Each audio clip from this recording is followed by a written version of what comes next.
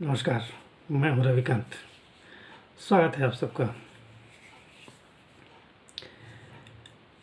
पश्चिम बंगाल केंद्र के लिए जब से मोदी की सरकार आई है केंद्र में तब से लेकर आज तक लगातार एक टकराव की स्थिति, एक चुनौती बना हुआ है बंगाल। समय समय पर ममता बनर्जी पहले तो केंद्र सरकार को लगातार कोसती थी, बुरा भला कहना, मनमानी करना, केंद्र के निर्देशों पर कोई ध्यान न देना। केंद्र अगर कोई कानून बनाता है तो उसको सीधे सीधे प्रतिवाद कर देना कि ये कानून हम यहाँ नहीं लागू करेंगे, जबकि ये लोकतांत्रिक व्यवस्था में सबसे निम्न कार्य होता है, निम्न श्रेणी का कार्य होता है। केंद्र का बनाया गया हर कानून हर राज्य पर, पूरे देश में लागू है। कोई किसी भी प्रांत का मुख्यमंत्री या कोई प्रशासक ये नहीं कह सकता है कि हम इस कानून को अपने प्रांत में लागू नहीं होने देंगे। ये गलत है, ये किसी का अधिकार है ही नहीं। केंद्र के बनाए कानून कोई अवहेलना करना ये किसी राज्य के अधिकार में नहीं है। लेकिन सवाल यह है कि ऐसा करती क्यों है। उनका एक खास वोट बैंक है जिन्हें हम अल्पसंख्यक कहते हैं। उनका एक खास वोट बैंक है वहाँ पे बंगाल में। तो उनको संतुष्ट करने के लिए, उनको ये बोध कराने के लिए कि हम तुम्हारे लिए खड़े हैं, मोटा मोटी उद्देश्य यही है सिर्फ कि हमारा वोट बैंक नहीं बहके इधर उधर न जाए, हम अपने वोट बैंक के लिए सतत खड़े हैं। उनका ये प्रतिवाद करने का उद्देश्य यही है। अब सवाल यह है कि ये बात मैं क्यों कर रहा हूँ। बंगाल में भी SIR हो रहा है, देश के कई प्रांतों में हुआ, 12 प्रांतों में हुआ। उससे सबसे पहले शुरुआत बिहार से हुई। बिहार में सकुशल संपन्न हो गया। अगली कड़ी में 12 प्रांतों में हुआ, जिनमें से एक बंगाल भी है। और बंगाल में अगले 2-3 महीने में चुनाव है, संभवतः अप्रैल या मई में चुनाव होगा और इसकी अधिसूचना अगले महीने के आखिर तक जारी होने की संभावना है, या हो सकता है मार्च के फर्स्ट वीक में जारी हो। जब भी जारी हो, SIR हो रहा है और बड़ी संख्या में बांग्लादेशी जो घुसपैठिए थे वो सीमा पार करके जा रहे हैं अपने बांग्लादेश। भीड़ सी लगी है और ये ममता बनर्जी नहीं चाहती कि ऐसा हो। बहुत से अड़ंगे लगाए गए, BLO को परेशान किया गया।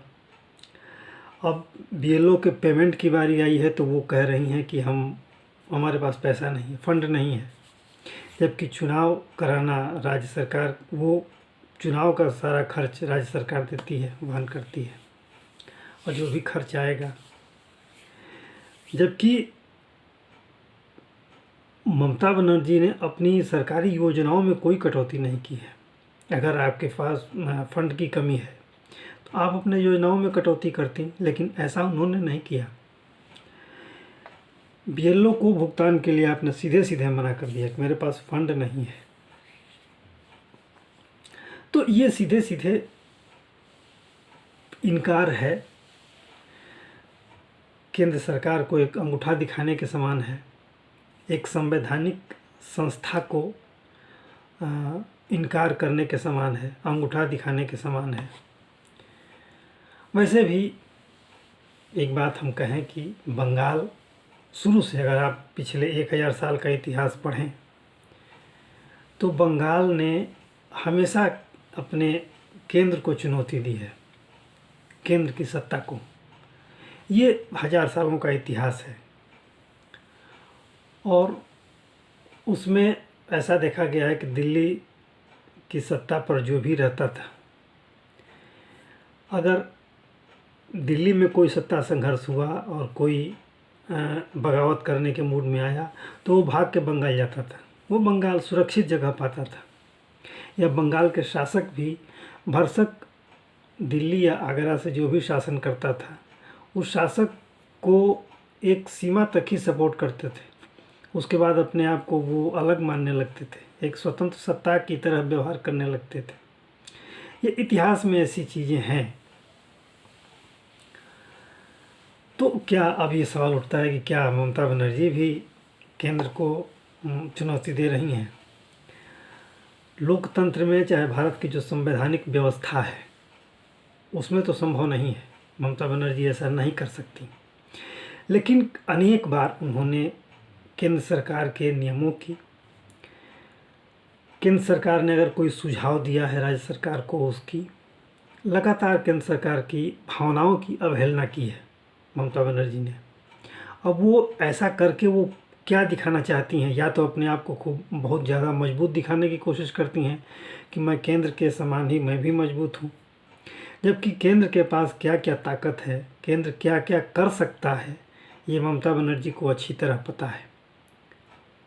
फिर भी एक आक्रामक रवैया, लोग कहते हैं कि ममता बनर्जी काफ़ी आक्रामक हैं। ठीक है, आक्रामकता है उनके अंदर, लेकिन कभी कभी आक्रामकता अनावश्यक भी होती है।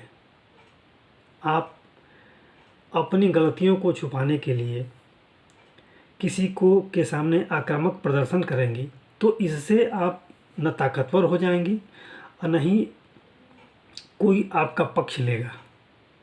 आपकी बातों का समर्थन कोई वहीं तक करेगा जहाँ तक वैधानिक रूप से सही हो, अन्यथा आप चाहे जितने भी आक्रामक रहें। अब ये केंद्र की भलमनसाहत है कि वो इतनी आक्रामकता के बावजूद, इतने विरोधों के बावजूद और इतने अपमानजनक व्यवहार के बावजूद वो ममता बनर्जी पर आज तक कोई एक्शन नहीं हुआ, जबकि एक्शन के कई अवसर आए।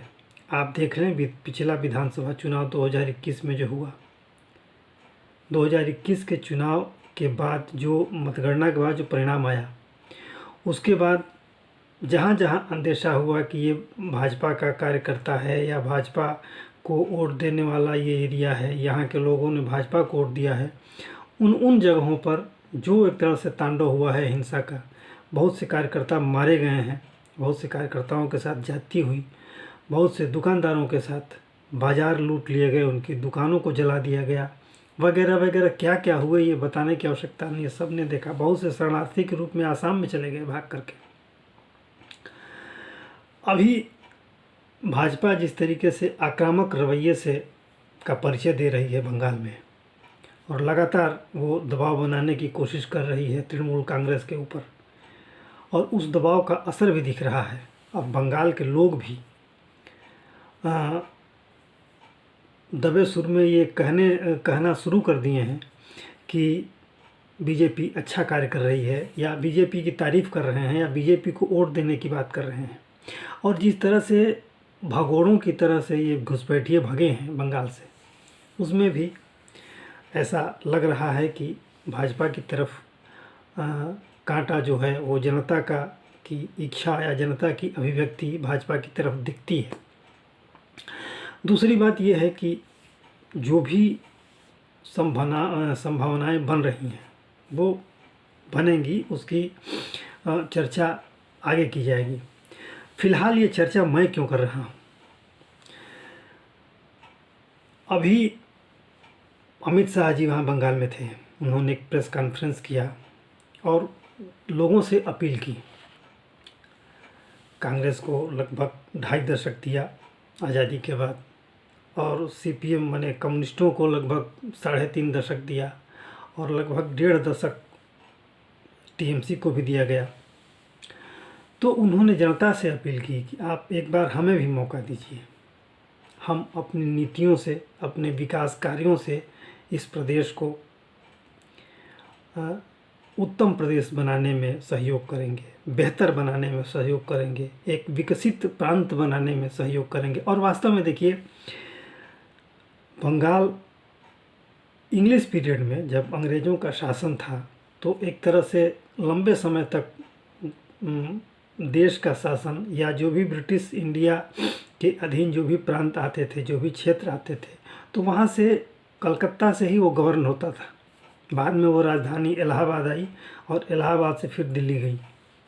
तो ये क्रम चला और बंगाल बहुत समय तक आज़ादी के बाद भी लगभग 2 दशकों तक, 2 या 3 दशकों तक आज़ादी के बाद बंगाल एक तरह से देश का आर्थिक केंद्र था।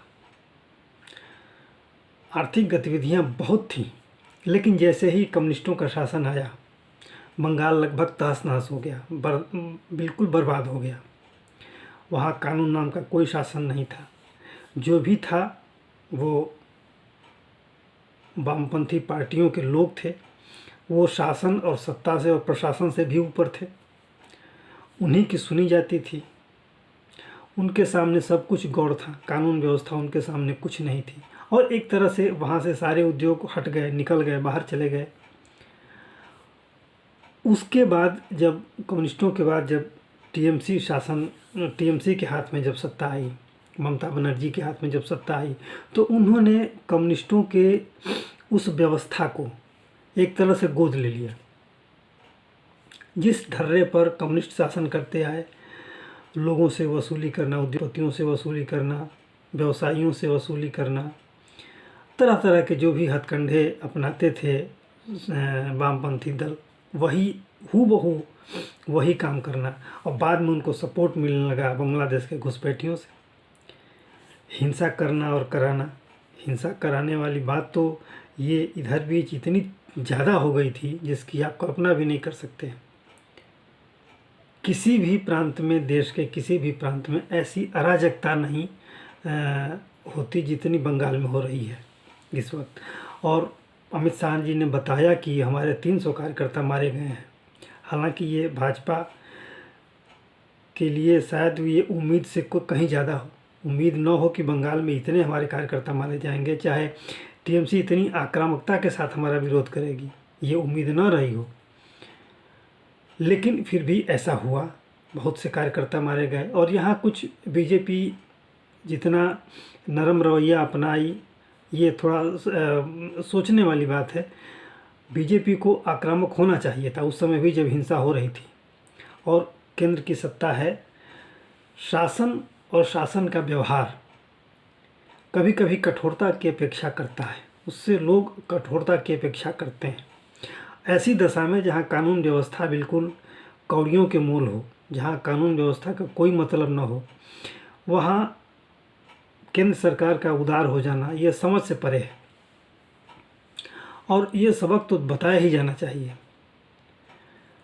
लेकिन अब वो दौर बीत गया। और आज की जो स्थिति है, जिस आक्रामकता से भाजपा वहाँ अपने पैर धीरे धीरे जमा रही है, और काफ़ी हालांकि अमित शाह जी ने अपने वहाँ के विधायकों, सांसदों को ये नसीहत दी है कि आप हफ्ते में 4 दिन वहाँ अपने क्षेत्र में रहें, विचरण करें, लोगों से मिलें, लोगों की समस्याओं को समझें, जानें। तो ये एक प्रयास है, ये भी एक चुनावी प्रयास ही है, जिसमें हफ्ते में 4 दिन अपने क्षेत्र में रहना, लोगों से मिलना जुलना, लोगों की समस्याओं को सुनना समझना, ये अपनी जगह है। लेकिन अब ये एक बड़ा सवाल है कि क्या चुनाव के समय जिस तरह से स्थितियां बन रही हैं, इधर बीच जो 2 महीने में जो एसआईआर की प्रक्रिया शुरू हुई और जिस तरह से बीएलओ के लिए अड़ंगे डाले गए, और फिर उनके जो बीएलए हैं तृणमूल कांग्रेस के, उनको जिस तरीके से टीएमसी ने आक्रामक तरीके से क्षेत्रों में भेजा, बीएलओ को परेशान करना, तो इस तरह की गतिविधियां, और जो पिछले चुनाव में जो उदाहरण देखे गए थे कई गांवों में या कई मोहल्लों में, टीएमसी के कार्यकर्ता वहां के लोगों को मतदान नहीं करने दिए, बूथ तक नहीं जाने दिए, घेर कर खड़े रहे, कहीं कहीं ताले लगा दिए गए। तो इस तरह की घटनाएं अगले चुनाव में न हो, इसके लिए भी चुनाव आयोग लगातार प्रयास कर रहा है। बड़ी कॉलोनियों में वहीं कॉलोनी के भीतर बूथ बनाने की चर्चा चल रही है, बूथ बनाए जा रहे हैं या बनाए जाएंगे। वो जो भी चुनाव आयोग को की जिम्मेदारी है वो तो करेगा। सबसे बड़ी बात यह है कि क्या टीएमसी के कार्यकर्ता जो अब कहे जा रहे हैं कि ये टीएमसी के गुंडे हैं, वो क्या सुविधाजनक तरीके से चुनाव संपन्न होने देंगे, नियमों के तहत संपन्न होने देंगे? क्या जो मतदान करता है बूथ तक आसानी से पहुंच सकेंगे? ये कई सवाल हैं। ये आज सवाल पैदा नहीं हुए, ये पिछले जो जब चुनाव होते रहे हैं और चुनाव में जिस तरीके से बंगाल में हिंसा हुई है, जिस तरीके से लोगों को जहां भी अंदेशा हुआ है कि ये टीएमसी का वोटर नहीं है, वहां उसके लिए बाधा खड़ी की गई है। तो दूसरी पार्टियों के मतदाताओं के लिए लगातार, और चुनाव के बाद जब परिणाम आए हैं, परिणाम के बाद जो स्थितियां आई हैं, जो दंगे हुए हैं, जो मारकाट हुई है, जिन क्षेत्रों में टीएमसी के नेता हारे हैं या जिन क्षेत्रों में, जिन बूथों पर उन्हें कम वोट मिला है, वहाँ के लोगों को परेशान किया गया है। उन बूथों पर लोगों को परेशान किया गया है लगातार, जहाँ टीएमसी के कार्यकर्ताओं को वोट नहीं मिले हैं, कि हम टीएमसी के नेताओं को वोट नहीं मिले हैं। तो इस तरह की गतिविधियाँ, उसके लिए चुनाव आयोग को जो भी अधिकार हैं अपने अधिकारों के तहत करेगा। लेकिन एक संभावना जो बन रही है, जो लोग पूछ रहे हैं, लोगों के बीच चर्चा है, लोग आपस में ये सलाह मशवरा कर रहे हैं कि बंगाल में ये चुनाव भी हिंसात्मक होगा, और जब तक इस ममता बनर्जी की सरकार को बर्खास्त नहीं किया जाता, निलंबित नहीं किया जाता, ताकि कानून व्यवस्था केंद्र के हाथ में आ जाए, कानून व्यवस्था की देखरेख जब तक उनसे टीएमसी से नहीं लिया जाता, ममता बनर्जी की सरकार से नहीं लिया जाता, तब तक इस बार भी संदेह है कि चुनाव सकुशल संपन्न हो सकेगा। क्योंकि पिछले जो उदाहरण हैं वो लगातार एक संदेह पैदा करेंगे। एसआईआर में निश्चित रूप से घुसपैठियों का बाहर जाना ये दिखा है, लेकिन क्या एसआईआर 100% शुद्ध हुआ है जैसे अन्य प्रांतों में हो रहा है, जैसे बिहार में हुआ है? क्या उसी तरीके से 100% शुद्ध तरीके से मतदाता सूची बनी है बंगाल में, या बन रही है? क्या कोई व्यवधान नहीं आया है?